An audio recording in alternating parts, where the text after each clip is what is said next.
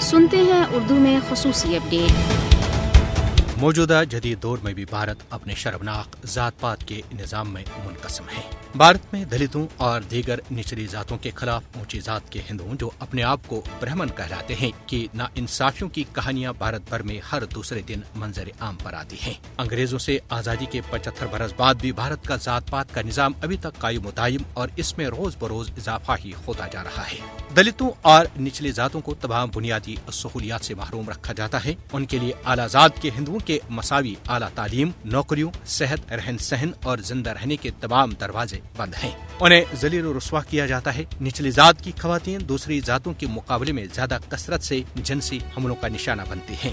دلت خواتین کی کھلے عام آبرو ریزی کی جاتی ہے، پھر نہ FIR درج کی جاتی ہے اور نہ ہی مجرموں جو کہ اعلیٰ ذات کے ہندو ہوتے ہیں انصاف کے کٹہرے میں انہیں کھڑا کیا جاتا ہے۔ ذات پات پر مبنی جبر اور تشدد اب بھی بھارت میں روزمرہ کی حقیقت ہے۔ بھارت میں ذات پات پر مبنی گناونے جرائم میں ملوث مجرم اکثر سزا سے بچ جاتے ہیں۔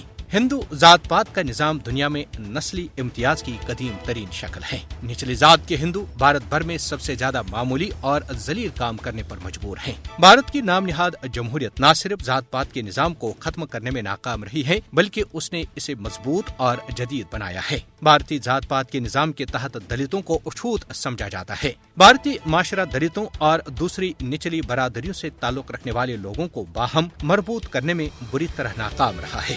دلتوں کو اونچی ذات کے محلوں، مندروں یا ان کے بنگلوں میں جانے کی اجازت نہیں ہے۔ بھارت میں ذات پات کا نظام اس بات کی ایک کھلی مثال ہے کہ کس طرح انسان اپنی پیدائش کی وجہ سے دوسروں پر برتری اور ان پر مصائب مسلط کرنے کی کوشش کرتے ہیں۔ انسانی حقوق کی بین الاقوامی تنظیمیں بھارتی ذات پات کے نظام کا مسئلہ اٹھانے کے لیے زیادہ تر خاموش ہیں۔ بھارت میں ذات پات کی بنیاد پر امتیاز جدید دنیا کے لیے ایک چیلنج ہے جس سے نمٹنا عالمی برادری اور انسانی حقوق کی عالمی تنظیموں پر لازم ہے۔